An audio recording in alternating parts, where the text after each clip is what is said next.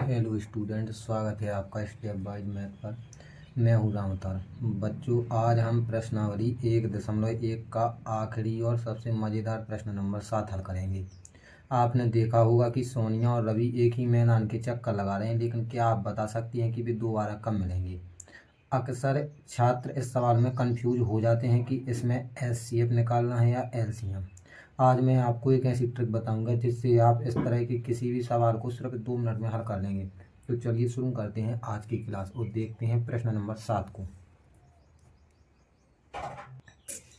प्रश्न नंबर 7 में कहा गया है कि किसी खेल के मैदान के चारों ओर एक वृत्ताकार पथ है। एक मैदान है, खेल का मैदान, उसके चारों ओर किस प्रकार का एक वृत्त के आकार का पथ है। जैसे हम एक बना लें, जी है, ये इस प्रकार से वृत्त के आकार का जी मान ले रहे हैं और एक बना ले रहे हैं जो दिया गया है। ये इधर बीच में वृत्त के आकार का एक मैदान है। इस मैदान का एक चक्कर लगाने में सोनिया को 18 मिनट लगते हैं। जैसे इधर मान लें कि सोनिया यहाँ पर है और सोनिया को यहाँ से यहाँ तक एक चक्कर लगाने में 18 मिनट का समय लगता है। सोनिया को कितना समय लगता है? 18 मिनट का समय लगता है। यहाँ पर मैं आप लोगों की जानकारी के लिए दी तो सोनिया,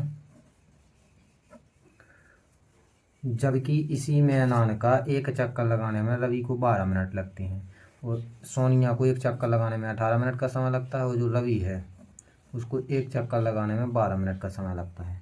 मान लीजिए वे दोनों एक ही स्थान और एक ही समय पर चलना प्रारंभ करें, एक ही दिशा में, तो कितने समय बाद भी दो आप पुनः एक साथ मिलेंगे, स्थान पर मिलेंगे। तो हम मान के चल रहे हैं कि जो सोनिया है वो यहाँ से चलना प्रारंभ करती है और जो रवि है वो भी यहाँ से चलना प्रारंभ करती है। तो एक ही दिशा का मतलब है इसी दिशा में दोनों ने चलना प्रारंभ किया। तो हमें बताना है कि दोबारा वो एक ही स्थान पर यानी कि इसी स्थान पर कब मिलेंगे। तो यहाँ पर मैंने लिख दिया कि सोनिया को एक चक्कर लगाने में 18 मिनट लगेंगे। इसके बाद जैसे ही सोनिया दूसरा चक्कर लगाएगी तो दूसरा चक्कर लगाने में उसको 18 दूनी 36 मिनट लगेंगे। तीसरा चक्कर लगाने में उसको 18 दूनी 36, 18 तीस 54 मिनट लगेंगे।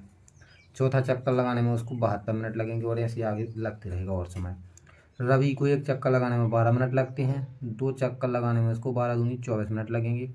तीन चक्कर लगाने में उसको 36 मिनट लगेंगे।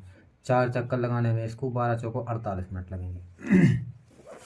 तो यहाँ पर हम देख रहे हैं कि सोनिया ने जैसे ही दूसरा चक्कर लगाया और रवि ने जैसे ही तीसरा चक्कर लगाया तो दोनों 36 मिनट के बाद एक ही स्थान पर पुनः मिल जाएंगे। और यहाँ पर जो हमारे पास संख्या दी गई थी 18 और 12, तो 18 और 12 की पहाड़ी में जिस सबसे छोटी संख्याएं हैं जिनमें दोनों का भाग चला जाएगा, 18 का भी और 12 का भी भाग चला जाएगा। जब भी छोटी से छोटी संख्या हमें मिल जाए तो इसका मतलब है कि उस सवाल में हमें एलसीएम निकालना है। तो यहाँ पर 12 और 18 का यदि हम एलसीएम निकाल लेंगे तो दोनों जो मिल जाएंगे वो 36 मिनट के बाद पुनः मिल जाएंगे। तो चलिए इस सवाल को देखते हैं। तो यहाँ पर हम लिखेंगे, यहाँ हम हल में लिखना है आप लोगों को। यहाँ हम 18 और 12 का लासा या फिर आप लोग बोल सकते एलसीएम, लासा ज्ञात करेंगे। तो लासा ज्ञात करने के लिए आप लोगों को पता है सबसे पहले उनके अभाज्य गुणनखंड किए जाते हैं। तो यहाँ आप लोग लिखोगे 18 के अभाज्य गुणनखंड। आप लोग 18 के अभाज्य गुणनखंड कर दीजिए। 18 के अभाज्य गुणनखंड का मतलब है कि 18 का आप लोगों को एलसीएम लेना है, तो आप लोग 18 का एलसीएम ले लीजिए, दूसरी जगह फैक्टर कर लीजिए। तो इसमें 2 से भाग देंगे तो 9 आ जाएगा, फिर 3 से भाग देंगे तो 3 आ जाएगा, बाद में 3 से भाग देंगे तो 3 एकम 3 हो जाएगा।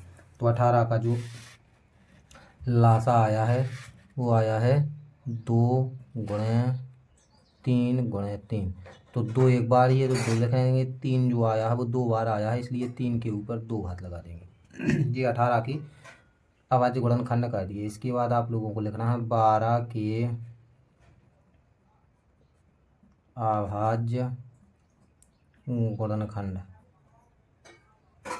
तो आप लोग 12 के अभाज्य गुणनखंड कर दीजिए। तो 12 का भी आप लोग एलसीएम लेकर के दिखा दीजिए। तो यहाँ पर 12 का एलसीएम जैसे ही लेंगे तो 2 से विभाजित करेंगे तो यहाँ आ जाएगा 6, आगे 2 से विभाजित करेंगे तो ये आ जाएगा 3 और इसके बाद 3 से विभाजित कर देंगे तो यहाँ आ जाएगा 1। तो 12 के अभाज्य गुणनखंड जो होगी वो 2 गुणा 2 गुणा 3 है। यहाँ पर जो 2 संख्या है वो 2 बार आई है तो 2 के ऊपर 2 घात लगा देंगे। 3 एक बार ही आया तो 3 ही लिख देंगे। इस प्रकार से आप लोगों ने 12 और 18 की अभाज्य गुणनखंड कर दी। अभाज्य गुणनखंड करने के बाद आप लोग लिखोगे एलसीएम ऑफ 18, 12। एलसीएम में आपको भाषा लिखनी पड़ती है। सभी अभाज्य गुणनखंडों की अधिकतम घात का गुणनफल।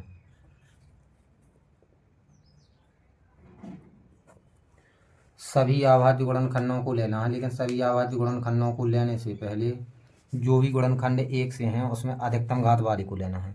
तो इसके गुणनखंड में संख्या 2 है, इसके गुणनखंड में भी संख्या 2 है, तो हम 2 को लिख लेंगे। इसके बाद हम देखेंगे कि अधिकतम घात वाले को चाहिए, तो इस 2 के ऊपर कोई घात नहीं है यानी कि 1 घात है, और इसमें 2 के ऊपर 2 घात है यानी कि 2 के ऊपर 2 घात वाले को ले लेंगे।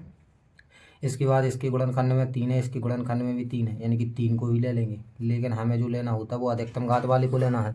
तो अधिकतम घात की यदि बात करें तो अधिकतम घात जो है वो 2 है, तो 3 के ऊपर 2 घात को ले लेंगे। 2 के ऊपर 2 घात का मतलब है कि 2 को 2 बार गुणा करना है यानी कि 2 गुणा 2। 3 के ऊपर 2 घात का मतलब 3 को भी 2 बार गुणा करना है, तो 3 गुणा 3। ऐसे ही इनको गुणा करेंगे तो ये हो जाएगा 3 त्रिका 9 और 9 दूनी 18 और 18 दूनी 36 यानी कि ये आ जाएगा 36। तो आप लोग यहाँ पर देख रहे हैं कि सोनिया और जो रवि है वो 2 बार या पुनः उसी स्थान पर जो है वो 36 मिनट के बाद मिलेंगे। तो आप लोगों को लिख देना है अतः